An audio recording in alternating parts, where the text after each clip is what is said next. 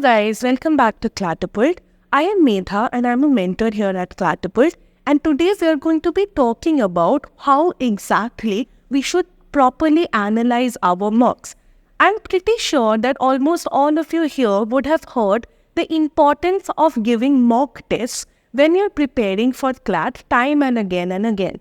Why is there so much focus on giving mocks? Is because mocks give us an opportunity to learn that where exactly are we going wrong and then implement that in the next mock which we are giving. Which is why if you're someone who is a CLAT aspirant for the CLAT of 2025, which is in about 2 months, then the first thing which you should remember is that now is the high time that we start giving a minimum of 2 mocks in a week and a minimum of 2 sectionals in a week. Why are we saying that we need to give a minimum of 2 mocks? Is because in 1 week, I am giving a mock, I am properly analyzing the mock, and before the next week commences, I am trying to implement that in another mock and trying to get a very good idea with regards to where I have to further improve upon. The ideal time for giving a CLAT mock should be between 2 to 4 p.m. since that is a slot which the CLAT consortium has also kept for CLAT 2025. And moving on from here, we're going to be talking about that why is giving mock so essential. The first thing which we have to keep in mind is that it allows us to practice. We have already practiced our passages, we have practiced legal, we have learned and memorized our GK, but now is the time where you're taking that practice and you're putting it to test. So you can identify the cracks and gaps in our preparation. A mock test is also extremely essential for us to catch hold of the silly mistakes which we make with regards to our preparation, with regards to attempting a particular mock test. So giving a mock is also very helpful in eliminating the minor mistakes which students often make when giving a mock. The best part about solving mocks is that it allows us to have the best possible scores because now we have made all types of mistakes possible. We have learned from our mistakes, and now when we move on to the final CLAT examinations and implementing all of my learnings from mocks, etc., that will help us to adequately ensure that I have had an amazing CLAT 2025 examination. Dear students, please try to analyze your mocks within 24 hours of you attempting a mock, as how you have gone about a particular question will be most fresh in your mind when you can actively recall that this was what I attempted first, this is how I have rationalized my answer, this is why I have chosen, suppose, answer A rather than option C. Talking about what exactly is the ideal strategy of analyzing a mock is that the first non-negotiable step in this process is that you should have a dedicated mock copy. What having a dedicated mock copy will do is that you can always revisit that copy, and a mock copy is a copy where you're writing down all possible data and information with regards to a particular mock which you have attempted. Now, an advantage of having a mock copy is that you can always turn back, flip over the pages and find out that these XYZ were the mistakes that are made in this particular mock, and from the next mock onwards, maybe I am mindful about making the same XYZ mistakes again. When we are talking about the mock copy, please remember that coming to our second point, after I have attempted a mock and I have the mock copy in front of me, please write the name of the mock which you have attempted and the date on which you have attempted. Now that I've written these 2 headings, make subheadings which talk about the number of correct answers which you've done, the number of incorrect answers which you've made, and finally the number of unattempted questions. So now we're talking about 3 different types of questions, right? So how do I go about analyzing these 3 types of questions?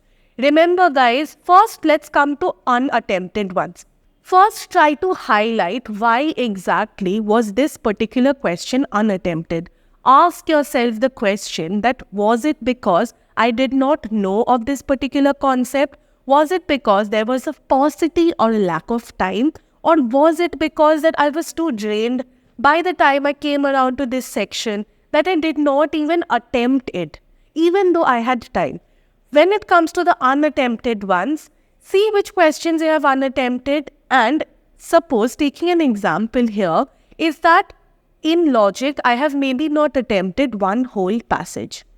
You have already written it down in your copy under the subheading of unattempted that passage 6 was unattempted because I did not have enough time. Sit with that particular passage and try to solve that on your own. Were you able to solve that particular passage now that you have adequate time? If yes, then that moves on to the segment of correct questions. If no, then we will try to analyze it under the segment of incorrect questions, as we'll come to the later part of this video. Now that the entirety of the unattempted questions have been solved, take those questions under the garb of correct and incorrect. Second, after the unattempted ones, let's come to the correct questions. Correct questions, of course, give yourself a pat on the back for making I'm hoping most of the questions, answering most of them correctly. The only thing which you have to do when it comes to the correct questions is that take your answer key, see if your rationale of marking a particular answer is more or less the same as the official answer key of why that particular answer is correct. If that is something which you have understood, that's good enough. Let's leave the question at that.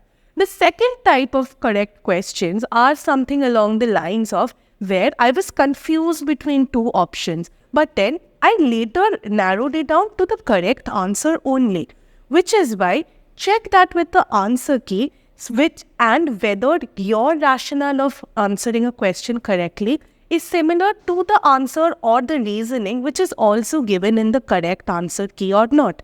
Having said that, let's move on to the most crucial juncture of our mock analysis, that is the incorrect question. When we are answering a question incorrectly, the first thing which you have to keep in mind is that why is a particular answer incorrect?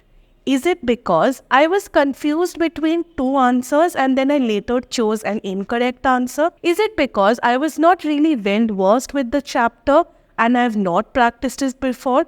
Or is it because I was in a hurry and I just missed out on a few keywords or on a few phrases from where I could have derived my correct answer? When we are coming to incorrect answers, note down the question number of that particular question. Suppose question 97, and it was a question of assumption. So you write down 97, assumption, and write down the reason as to why that assumption question was something which is incorrect. Was it because I am not well versed with assumption? Or was it because the passage was hard and convoluted?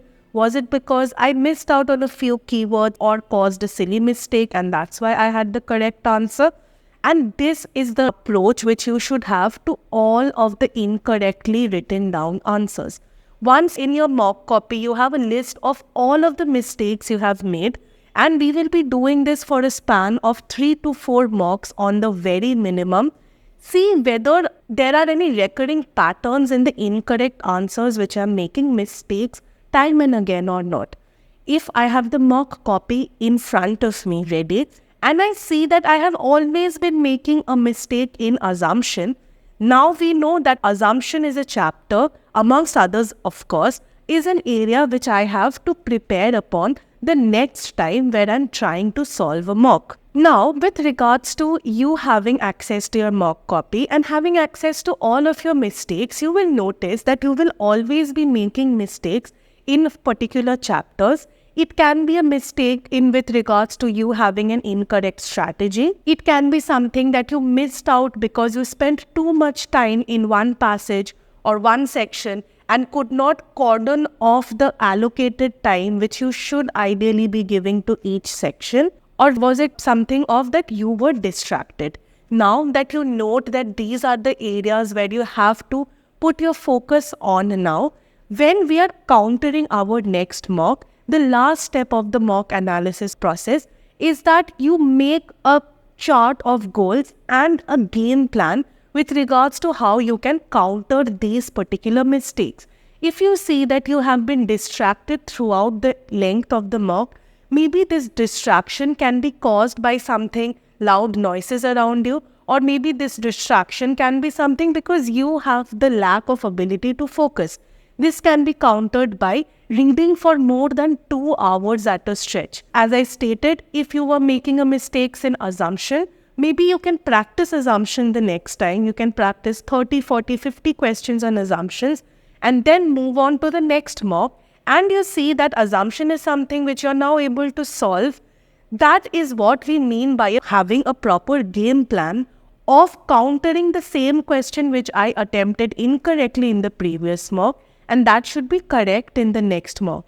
Make small goals for yourselves. If you see your attempts is something along 60s or 70s, try to make a conscious effort that you need to up your attempts by at least a minimum of 10 to 20 questions.